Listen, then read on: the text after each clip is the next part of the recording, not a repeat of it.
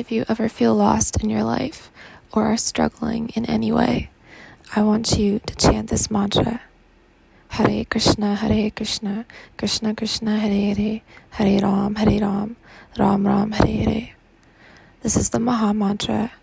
Chant it for happiness, for protection, and for peace. There are no malefic effects that can come from this mantra. This mantra has changed my life over the past decade in significant ways. It has brought me higher education, the ability to have peace in my heart, the ability to get through life's challenges with ease, an easy life, joy, even joy amidst pain. This mantra is the definition of strength. It is prosperity. It is abundance. It is everything that you could possibly want and need. Chant it and never look back. You'll see how your mind starts to embrace calmness, truth, love. We live in such a crazy world. And in Kali Yuga, the only answer is sound vibration. Because sound vibration is what works here in this current age. It permeates the cells of the body. It reaches the soul. That's why music is magic. So chant this mantra. There are various ways you can chant it.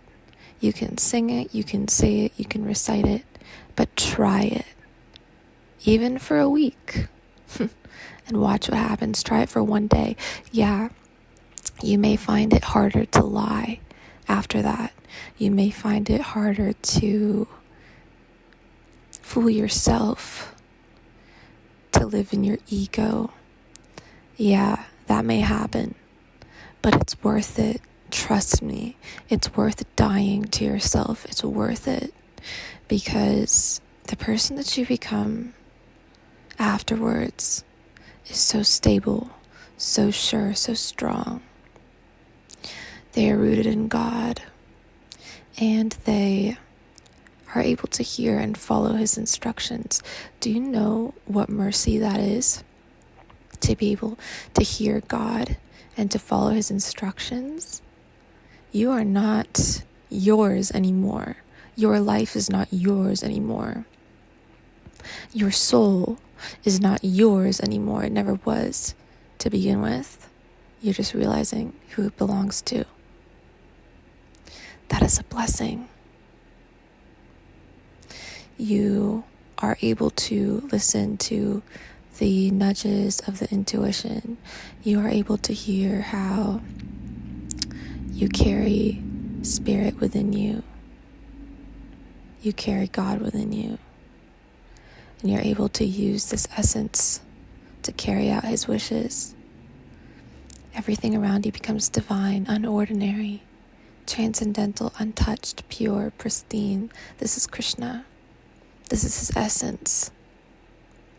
He is the most vastly misunderstood person. And He's very much a person with a gender. He is a he. He's very much a person. That's why He is able to have a relationship with us. And He did walk the earth, by the way. It's not just this, inconceivable force. No, He breaks it down in the Gita. He tells us who He is. He shows Arjuna who He is. Arjuna cannot breathe. Because imagine seeing the essence of light and dark at the same time. All His forms, you would lose it. You would go mad. That's why human beings rarely have the ability to tap into their own power, because it requires a complete dissolution of self, a complete breaking of self. It requires you to literally ask to see God. Can you handle what happens after that? Not many people can. That's why some people go crazy or they get depressed, which was my situation. Because you can't handle it. It's too much. for this ordinary world, you're suddenly seeing the unordinary. You must then work to develop a very strong relationship with Krishna. And few understand this, but those who do, they become great yogis or sadhus, swamis. They don't live normal lives. And for a woman to have experienced such a thing, it's not normal. And that's why I can relate to the likes of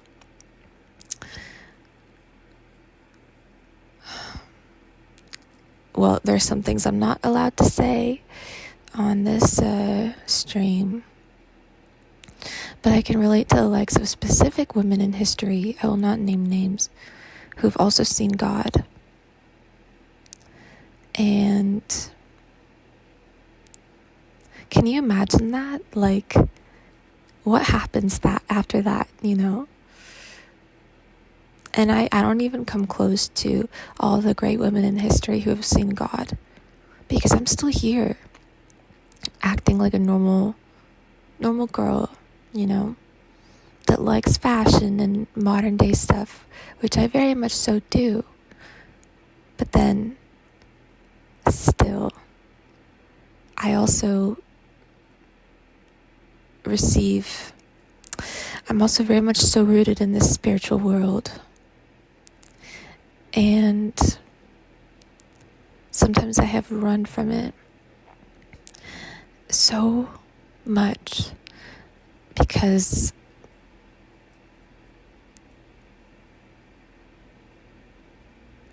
I wanted ego. I wanted to not be so purified.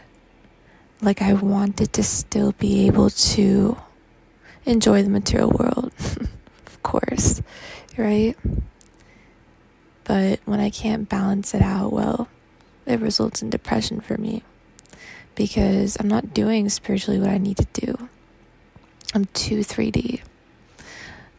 And simultaneously, if you're too anchored in the spirit, in the higher planes, I don't know, I've had experiences where I was, and then I would get brought back down in a very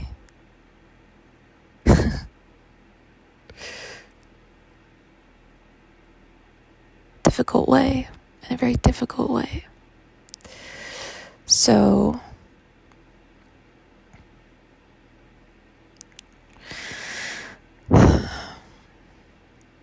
that's what I'm going to do now. I'm going to chant Hare Krishna. And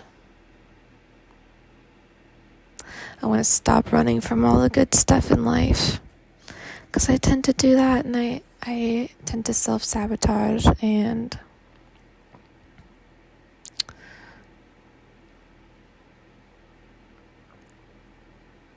it's like I know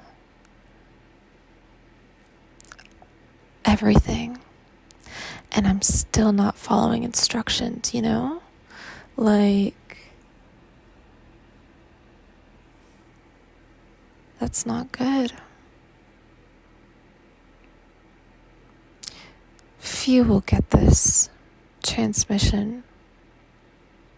You have to be really able to paint my words on a canvas and see it as art as I speak. You have to be able to paint a picture of what I'm saying, or else people will not be able to understand me in these audios. And it is imperative that you understand me, because I want the listener to understand what it is that I'm going through, not individually, but as all of us. Because we're all part of God. And I want you guys to please never go back on your intuition, to never not trust your intuition. to never be pressured by outside forces and call that intuition. I want you to chant the Maha Mantra and watch your fortune change. Krishna has done everything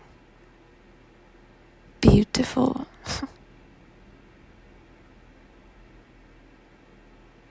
Even just saying Krishna is like music. You know? It really is. I want to say one more thing. I'm so grateful to the person who decided to listen to this the whole way through. God shows mercy in so many ways. Partly through the people that we meet and the stories we listen to and the stories we also get to tell. Partly through our ability to realize things before it's too late, or to change the course of time or fate or our destiny. That's also his mercy. Krishna's mercy extends to the material things we enjoy, of course, including our intellect, which can really turn against us. Intellect without discipline is dangerous. You have to discipline the mind. That is why when you chant the Maha Mantra, just focus on chanting. Don't think. People say, oh, I don't know how to meditate. Try this. Try it. At least try it. If someone is telling you to try something, there's a reason. And it's not coming from me. Trust me. So try it. Focus on chanting. Nothing else. When you say Hare Krishna, focus on the splendor of God, the splendor of God, whatever that looks like to you. You can easily look up this mantra online, listen to somebody else chant it while you recite it, but chant Hare Krishna, Krishna Krishna, Hare Hare, Hare Ram, Ram Ram, Hare Hare. This mantra will end wars. Mark my words. It can save lives. It can reverse time. I've seen it happen. Try it. And watch your life become miraculous as fortunes amass. Watch yourself be lucky over and over and over again before you make a trade. Hare Krishna. And then make your trade. Before you close a deal. Hare Krishna. And then sign the paper. Before you get married to somebody, Hare Krishna, and then say your vows. Watch. This is the answer. It's taken me my whole life to figure it out. I don't want it to take you even a minute more. I love you. Thank you for listening.